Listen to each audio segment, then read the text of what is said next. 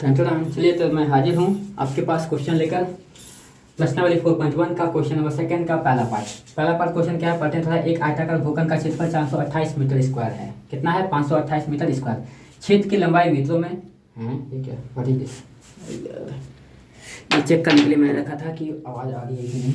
चलिए तो क्षेत्र की लंबाई मीटरों में चौड़ाई के दुगने से एक अधिक है। क्या राम पानी रेखा हम लोग आराम से समझेंगे, टेंशन बिल्कुल भी नहीं, मैं हूँ ना, बिल्कुल भी घबराने की जरूरत नहीं है। हमें भूखंड की लंबाई और चौड़ाई याद करनी है। बच्चों देखिए हल करते हैं कैसे इस क्वेश्चन को। सोचते कैसे, पहले सोचेंगे, पहले सोचना है कि हमको क्या पता करना है। हमें भूखंड की लंबाई और चौड़ाई याद करना है ना। देखो तो यहाँ पे पहले तो आयत बना लो। ये प्यारा सा आपका क्षेत्र है 10 एकड़ का, जितना भी है। इसका लंबाई चौड़ाई ये क्या है? इसको बोलते हैं हम लोग लंबाई, इसको बोलते हैं चौड़ाई। बहुत अच्छी बात है, ये चौड़ाई और ये लंबाई। अब क्वेश्चन पढ़ते हैं। क्वेश्चन कहता है एक भाग इसका क्षेत्रफल कितना है? 528 मीटर स्क्वायर। क्षेत्रफल देखिए किसको बोलते हैं? ये पूरा जितना जगह है ना इसको हम लोग बोलते हैं क्षेत्रफल। तो सबसे पहले हम लोग यहाँ पे लिखते हैं भूखंड का क्षेत्रफल। भूखंड का क्षेत्रफल कितना है? दिया गया है 528 मीटर स्क्वायर। अब क्षेत्र की लंबाई चौड़ाई के दुगने से एक अधिक है। देखिए यहाँ पे अब क्या बोला गया? क्षेत्रफल की लंबाई जो है ना चौड़ाई के दुगने से एक अधिक है। क्षेत्रफल की लंबाई यानी कि अगर हम चौड़ाई को x मानते हैं, किसी न किसी को तो एक x मानना पड़ेगा। आप लंबाई को भी मान सकते हैं, आप चौड़ाई को भी मान सकते हैं। मैं यहाँ पर चौड़ाई को मान रहा हूँ। क्यों मान रहा हूँ? मैं लंबाई को क्यों नहीं मान रहा हूँ, मैं अभी इसका जवाब दूंगा। पहले मैं चौड़ाई को मान लेता हूँ, फिर लास्ट में मैं इसका भी जवाब दूंगा, ठीक है। तो पहले हम लोग मान रहे हैं कि माना चौड़ाई कितना है? चौड़ाई हमारे पास x मीटर है। तो बताइए लंबाई कितना हो जाएगा? तो लंबाई कितना होगा? लंबाई के लिए हमको क्वेश्चन पढ़ना पड़ेगा। क्या पढ़ना पड़ेगा क्वेश्चन? देखो लंबाई जो है क्षेत्र की लंबाई चौड़ाई के दुगना, चौड़ाई का दुगना, चौड़ाई कितना है? चौड़ाई है x का दुगना कितना होगा? 2x, x का 3 गुना 3x, x का 4 गुना 4x। जितना गुना उतना उससे गुना करना है। तो चौड़ाई के दुगने से एक अधिक है। एक अधिक मतलब एक जोड़ती है, दो अधिक तो दो जोड़ देते, 5 अधिक तो 5 जोड़ देते, एक कम है तो घटा देते, कम खत्म। ये इतना मीटर, बस हो गया, बस इतना सही था। अच्छा बच्चों अब मैं बताता हूँ कि मैंने चौड़ाई क्यों माना, लंबाई क्यों माना। क्योंकि देखिए अगर हम लोग चौड़ाई मानते ना तो यहाँ पे आपको उल्टा चलना पड़ता कि अगर आप लंबाई x मानते तो आपको जो है चौड़ाई एक कम घटाना पड़ता। इससे क्या करना? घटाना पड़ता। इसलिए हम लोग यहाँ पे क्या किए थे? लंबाई मान के चले थे, चौड़ाई को x मान के चले थे, इसलिए ताकि हमको क्वेश्चन में जोड़ना पड़े। घटाने वाले में थोड़ा सा बच्चों को दिक्कत होता है, इसलिए। चलिए आगे बढ़ते हैं। तो अब चलिए क्वेश्चन सॉल्व करते हैं। तो आयत का क्षेत्रफल कितना होता है? बस आपको लिखना है कि आयत का क्षेत्रफल आपको मिल गया, काम खत्म। आयत का क्षेत्रफल क्या होता है? लंबाई गुना चौड़ाई, ठीक है। अब आपको देखिए आपको करना क्या था? आपको बस इक्वेशन को बराबर करना होता है। इक्वेशन के दोनों साइड क्या होना चाहिए? बराबर क्वांटिटी होना चाहिए, बराबर मात्रा होना चाहिए। इधर लंबाई तो इधर भी लंबाई, इधर चौड़ाई तो इधर भी चौड़ाई, इधर क्षेत्रफल तो इधर भी क्षेत्रफल, इधर केजी तो इधर भी केजी, इधर लड़का तो इधर भी लड़का। बात समझ में आता है? मतलब इधर क्वांटिटी दोनों जगह बराबर क्वांटिटी होना चाहिए। यानी कि अगर इधर आयत का क्षेत्रफल लिखा हुआ है तो आयत का क्षेत्रफल हमको पता है कितना है? 528। तो इधर भी आयत का क्षेत्रफल ही होगा। आयत का क्षेत्रफल क्या होता है? लंबाई गुना चौड़ाई। और लंबाई कितना है हमारे पास? 2x + 1, ठीक है। और चौड़ाई कितना है? x। अब गुना कीजिए 528 गुना x को 2x गुना करेंगे तो 2x का स्क्वायर हो जाएगा, ये प्लस x हो जाएगा, ठीक है ना।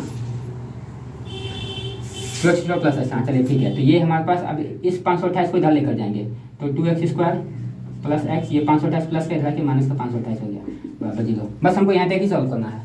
हमको बोला गया है कि समीकरण को रूप में निरूपित कीजिए। निरूपित करना है मतलब द्विघात समीकरण के रूप में लाकर छोड़ देना है, निरूपित करना है, आगे सॉल्व नहीं करना है, ठीक है। चलिए अगर आगे सॉल्व करने के लिए बोलता है कि लंबाई चौड़ाई कितनी होगी, तब हम लोग यहाँ पे x का मान निकालते तो हमको चौड़ाई पता चल जाता, उसको फिर 2x + 1 करते तो लंबाई पता चल जाता। लेकिन हमको यहाँ पे बोला है ज्ञात करनी है, लंबाई और चौड़ाई ज्ञात करनी है। मतलब हमें भूखंड की लंबाई चौड़ाई ज्ञात करनी है तो इसका इक्वेशन कितना होगा? तो इक्वेशन इसका ये होगा, ठीक है। तो अगला तो क्वेश्चन नंबर थर्ड की ओर बढ़ते हुए, और होपफुली आपको समझ आ पाया होगा। आगे बढ़ते हैं क्वेश्चन नंबर 3 की तरफ। तो बच्चों अगला क्वेश्चन है, देखिए क्रमागत संख्या। क्रमागत संख्या बहुत बच्चों को पता होगा, जिन बच्चों को नहीं पता है टेंशन नहीं लो, मैं बताऊंगा, मैं हूँ ना। दो क्रमागत धनात्मक नहीं क्या धनात्मक मतलब जोड़। दो क्रमागत धनात्मक पूर्णांकों का गुणनफल 306 है। हमें पूर्णांकों को ज्ञात करना है। आराम से समझेंगे, चाहे जितना भी टाइम लग जाए, लेकिन एक बार समझ जाएंगे तो फिर क्वेश्चन बनाने में मजा आएगा। पहले तो हम समझते हैं क्रमागत संख्या क्या होता है। तो पहले देखिए क्रमागत संख्या मतलब देखिए क्या होता है। जैसे मान लीजिए यहाँ पे मैं 2 लिखा, यहाँ पे मैंने 1 लिखा, चलिए मैं यहाँ पे 2 लिखता हूँ। तो 2 को क्या मैं यहाँ पे 1, यहाँ पे 2, यहाँ पे 3, यहाँ पे 4, ऐसा कुछ। तो अब देखिए यहाँ पे 1 है तो इसको 1 लिखें। क्या 2 को मैं 1+1 लिख सकता हूँ? बिल्कुल लिख सकता हूँ। क्या 3 को मैं 2+1 लिख सकता हूँ? बिल्कुल लिख सकता हूँ। 4 को क्या मैं 3+1 लिख सकता हूँ? बिल्कुल लिख सकता हूँ। अब देखिए इसका जस्ट अगला संख्या 2, इसी संख्या +1, अगर उसका अगला संख्या क्या है? देखिए ये क्रमागत संख्या है। क्यों? क्योंकि 1 2 3 4 5 6 ये सारा क्रमागत संख्या होता है। धनात्मक में 1 2 3 4, माइनस में, ऋणात्मक में माइनस, पीछे बढ़ते जाना है, -1 -5 -6 इस तरीके से बढ़ते जाना है। ठीक है, तो यहाँ पे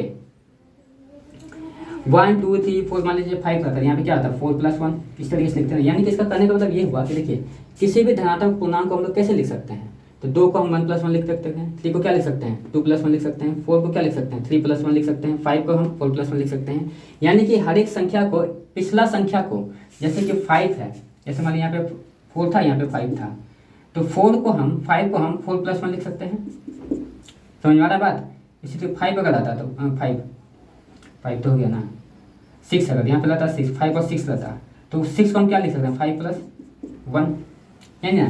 उसी तरीके से अगर एक संख्या x है तो उसका जस्ट अगला संख्या क्या हो सकता है? वो संख्या +1। ये तो एक क्रमांक संख्या, हम लोग एक जनरल फॉर्मूला निकालना चाहते हैं कि दो क्रमांक संख्या को हम लोग जनरल फॉर्म में कैसे लिख सकते हैं। तो ऐसे नहीं लिखेंगे, एक संख्या अगर x है तो उसका अगला संख्या क्या होगा x+1 होगा, x+2 होगा, नहीं x+1 जस्ट अगला संख्या। तो दो क्रमांक संख्या हमको पता चल गया क्या हो गया x और x+1। कैसे पता चला? इस तरीके से एकदम जस्ट अगला संख्या, जैसे 4 है, 4 का अगला संख्या 5, तो 5 को हम 4+1 लिख सकते हैं। 5 का अगला संख्या 6, तो 6 को हम 6+1 लिख सकते हैं। उसी तरह से अगर कोई संख्या x है तो उसका अगला संख्या क्या होगा x+1। तो दो संख्या क्या हो गया? दो संख्या हमारे पास हो गया x तथा x+1। ठीक है, दो क्रमागत संख्या हमको लिखना चाहिए था, दो क्रमागत संख्या लिखना चाहिए था। दो क्रमागत संख्या हमको पता चल गया x + x+1, x और x+1। अब प्रश्नानुसार आप क्वेश्चन पढ़िए, काम खत्म।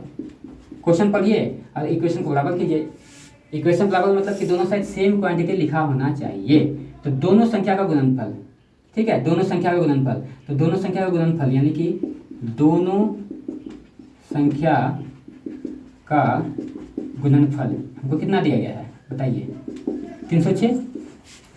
दोनों संख्या का गुणनफल, दोनों संख्या क्या है? एक संख्या है x, दूसरा संख्या क्या है x+1। अब गुणनफल का मतलब क्या? गुना कीजिए। तो देखिए दोनों जगह तो सेम चीज लिखा हुआ है ना। इधर दोनों संख्या का गुणनफल कितना है? 306। यानी कि इक्वेशन के दोनों साइड सेम क्वांटिटी होना चाहिए। ऐसा नहीं कि इधर गुणनफल लिखते हैं इधर जोड़ लिखते हैं। समझ में आ रहा है बात? चलिए अब इसको सॉल्व करते हैं। ये क्या हो जाएगा? x को x गुना करेंगे तो x² हो जाएगा, ये +1x हो जाएगा, बराबर 306। तो ये x² + x हो गया ना, ये माइनस कर देंगे बराबर 0। ये हमारा इक्वेशन बन के तैयार है। हमको सिर्फ इक्वेशन बताने के लिए बोला गया, इसलिए मैं इक्वेशन बता रहा हूँ। आप चाहो तो इसको सॉल्व भी कर सकते हो, तो टेंशन नहीं लो। अगला जो एक्सरसाइज आएगा ना तो हम लोग उसमें बहुत सारा द्विघात समीकरण को सॉल्व भी करेंगे। ठीक है, तो चलिए क्वेश्चन सेकंड बेसिक के साथ हो जाता है। क्वेश्चन थर्ड की ओर बढ़ते हुए शायद एज वाला प्रॉब्लम है। तो बच्चों इसी के साथ हमारे पास अगला क्वेश्चन हाजिर है और ये क्वेश्चन है एज वाला। एज से रिलेटेड क्वेश्चन इस तरीके का होता है। तो बच्चों अगर जो मैं बातें यहाँ पे बता रहा हूँ, अगर इसको आप समझ गए, पकड़ लिए इस बात को, तो एज वाले प्रॉब्लम में आपको कभी भी दिक्कत नहीं होगा। मैं यहाँ पे एक कॉन्सेप्ट आपको देने जा रहा हूँ, ठीक है, तो इसको बढ़िया समझिएगा। देखिए सबसे पहला क्वेश्चन पढ़ते हैं कि रोहन की माँ उससे 26 वर्ष बड़ी है। तो बताइए रोहन की माँ की उम्र कितनी होगी? 26 वर्ष नहीं, 26 वर्ष नहीं, उससे 26 वर्ष बड़ी है। यानी कि सपोज दैट आपका उम्र मान लीजिए अभी फिलहाल 14 या 15 साल है, मान लेते हैं 15 साल उम्र आपकी उम्र है, और आपकी माता जी का उम्र मान लीजिए 25 साल है। तो बताइए आपकी माता जी का उम्र कितना होगा? तो आपकी माता का उम्र 25 साल नहीं है, आपकी माता जी आपसे 25 साल बड़ी है। तो इसका मतलब आपका उम्र 15 साल और आपकी माता आपसे 25 साल बड़ी है। यानी कि 25 और 15 कितना हो गया? 40 ईयर्स। मतलब आपकी मम्मी की उम्र कितना है? 40 साल है। ध्यान दीजिएगा इस बात को। यही बात यहाँ पे लिखा है, रोहन की माँ उससे 26 वर्ष बड़ी है। तो आपको रोहन की उम्र तो अभी पता नहीं है, लेकिन उसकी मम्मी उससे 26 साल बड़ी है। ये तो बात समझ में आया सभी बच्चों को?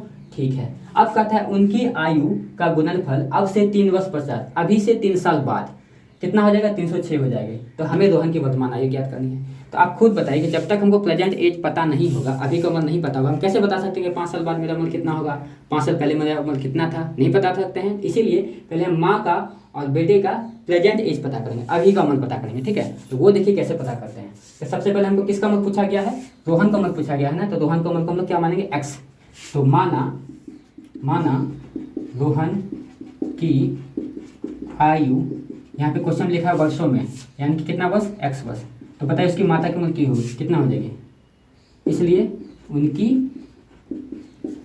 माता जी की आयु, माँ को रिस्पेक्ट करना है, माता जी की आयु कितनी हो जाएगी बताइए, उससे कितनी बड़ी, रोहन से 26 साल बड़ी है, तो रोहन की उम्र अगर x है तो 26 साल बड़ी का मतलब क्या, 26 साल जोड़ देंगे, जोड़ना है। अगर कम रहता तो घटा देते, कम तो नहीं होता, माता हमेशा बड़ी रहेगी। जैसे मान लिया बाप बेटा है, ठीक है, दादा दादा पोता है, तो दादा तो बड़ा होगा, तो दादा से पोता का मतलब छोटा होगा, तो उस केस में कम है तो घटाते, तो क्या है, बड़ी है तो बड़ा है तो घटाएंगे, छोटी है तो कम कर देंगे, ठीक है। चलिए अब जो है, अब कर रहा है कि अब से 3 वर्ष पश्चात, तो अब बताइए 3 वर्ष पश्चात उसका उम्र कितना होगा। तो सबसे पहले जब तक आप 3 वर्ष पश्चात का उम्र नहीं पता करते हैं तब तक आप क्वेश्चन में आगे नहीं बढ़ सकते हैं। तो 3 वर्ष पश्चात, ठीक है, 3 वर्ष पश्चात बताइए रोहन की आयु क्या हो जाएगी। अभी आपकी उम्र 15 साल है, मतलब 15 साल के आप हो, तो 3 साल बाद की उम्र कितनी हो जाएगी, 15 3 18। तो उसी तरीके से रोहन की उम्र अगर अभी x है तो 3 साल बाद कितना हो जाएगा, x+3, 3 जोड़ देंगे। उसी तरीके से उसकी माता जी की आयु बताइए कितना हो जाएगा, माता जी की आयु, अरे भाई सिंपल है, अभी कितना है, x+26 है ना, 26 में 3 जोड़ दो, उसकी माता की उम्र 3 साल बाद क्या होगा, 3 साल में बढ़ेगी, ज़्यादा नहीं बढ़ जाएगी। तो इसको ऑल्सो सॉल्व करते हैं, x प्लस कितना आ जाएगा 29, ठीक है। अगर 3 साल पश्चात, 3 साल पूर्व कहता तो, पहले कहता तो, 3 वर्ष पहले इतनी थी, तब हम लोग यहाँ पे घटा देते, पहले कहता तो घटाते हैं, लेकिन पश्चात कहता, बाद कहता, तब यहाँ पे जोड़ेंगे, आगे बढ़ना है तो जोड़ेंगे, पीछे का पूछता तो घटा देते, ठीक है। तो 3 वर्ष पश्चात इतना है। अब देखिए अब क्वेश्चन को पढ़ना है, पहले 3 वर्ष पश्चात का एज ज्ञात कर लीजिए, उसके बाद क्वेश्चन को पढ़िए। तो क्वेश्चन कहता है उनकी आयु का गुणनफल कितना हो जाएगा, आपसे 3 वर्ष पश्चात 306, 3 वर्ष पश्चात का उम्र पता कर लिया हम लोग, कितना है, रोहन का इतना है और उसकी माता जी का इतना है। अब क्या करना है, अब लिखना है यहाँ पे आपको प्रश्नानुसार, प्रश्नानुसार क्या करता है, उनकी आयु का गुणनफल, दोनों की आयु का गुणनफल, यानी कि रोहन का आयु कितना है x+3, गुणनफल का मतलब गुना माता जी की आयु x+29, ये 3 साल बाद दोनों का उम्र है, तो 3 साल बाद दोनों की आयु का गुणनफल जो है वो कितना हो जाएगा, 306 हो जाएगा। कितना हो गया, 306। अब इसको सॉल्व कर लीजिए, हम तो भाई ऐसा काम था, सॉल्व करते हैं तो ये क्या हो जाएगा, x² plus 29x plus 3x plus 29x 3x 306, ये x² ऐसे, ठीक है। ये क्या होगा 32x और ये प्लस 87, ये माइनस का 306 बराबर 0। इसको थोड़ा सॉल्व करते हैं, x² plus 32x plus minus minus, क्योंकि 306 बड़ा है, घटाइए 306 में से 7 जाएगा तो सही है ना, 360 है कि 306 है, आई थिंक 360 है, देखने दीजिए मुझे क्वेश्चन देखने दीजिए, 306 है कि 360 है, 360 है, 300, वाह देखिए क्वेश्चन में मिस्टेक था, 360 है, 360 है बच्चों, थोड़ा सा दिक्कत यहाँ पे 3 होगा 360 होगा, यहाँ पे हम लोग लिखेंगे 360, यहाँ पे क्या लिखना पड़ेगा आपको 360, यहाँ भी रहेगा 360, ये गलती आपको नहीं करना है, मैं थोड़ा सा जज्बात में बढ़ गया तो यहाँ पे हो जाएगा। चलिए बताइए तो 360 में कितना घटाना है, 87 घटाना है ना, तो ये कितना हो गया 360, 273, 273 बराबर 0, ठीक है। तो एक बार क्वेश्चन फिर से चेक कर लेते हैं हम लोग कि तो क्वेश्चन को एक बार फिर से आप लोग रिपीट करेंगे तो आपको समझ में आ जाएगा। तो बच्चों इसी के साथ हम लोग लास्ट क्वेश्चन इस एक्सरसाइज का कंट्रोल का सबसे लास्ट क्वेश्चन, तो कॉन्सेंट्रेशन आप लोग समझ गए, अभी नहीं, अभी लास्ट क्वेश्चन पहले कर लेते हैं, उसके बाद आप लोग फीडबैक बताइए कि कैसा लगा क्लास, है ना। तो एक रेलगाड़ी 480 किलोमीटर प्रति घंटा की आज 480 किलोमीटर की दूरी समान चाल से तय करती है, मतलब एक समान चाल, ना तो उसकी दूरी घट रहा है ना बढ़ रहा है, एकदम मजा से जा रहा है, मजा से, मतलब ना तो स्पीड बढ़ा ना घटा, एकदम एक समान चाल से चल रहा है, ठीक है। ओके, तो हुआ क्या, जब चल रहा था तो गलती क्या होगा इसमें, यदि इसकी चाल 8 किलोमीटर प्रति घंटा कम हो जाती तो वह उसी दूरी को तय करने में 3 घंटा अधिक लेती। हमें रेलगाड़ी की चाल क्या है बच्चों, देखो आपको मान लीजिए कहीं जाना है, कोई फील्ड डिस्टेंस, मान लीजिए यहाँ से 100 किलोमीटर जाना है, तो 100 किलोमीटर जा रहे हो आप, मस्ती से जा रहे हो, आपकी स्पीड ना बढ़ी ना घटी, मजा से जा रहे हो। अब क्या कर रहा है नेक्स्ट पार्ट में, इसमें नेक्स्ट पार्ट में ये बोला जा रहा है कि अगर आपकी स्पीड कम हो जाए तो आप खुद बताओ कि अगर आपकी स्पीड कम होगी तो आप वहाँ जल्दी से पहुँचोगे या देरी से पहुँचोगे। ऑफकोर्स थोड़ा लेट लगेगा, थोड़ा सा टाइम लगेगा, तो 3 घंटा लेट लगेगा। कब 3 घंटा कब लगेगा लेट, जब आपका स्पीड कितना हो जाएगा 8 किलोमीटर प्रति घंटा कम हो जाएगा, तब आप 3 घंटा उस जगह पे देरी से पहुँचोगे। तो हमको रेलगाड़ी की चाल ज्ञात करनी है, तो बहुत ही आसान क्वेश्चन है, बस समझना जरूरी है। समझ जाओगे तो ये क्वेश्चन बहुत ही हलवा लगेगा, हलवा।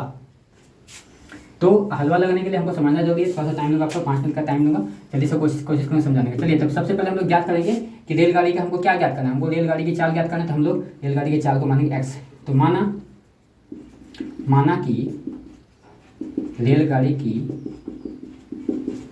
चाल कितना है x किलोमीटर प्रति घंटा। ये क्या हो गया, रेलगाड़ी की चाल हो गई।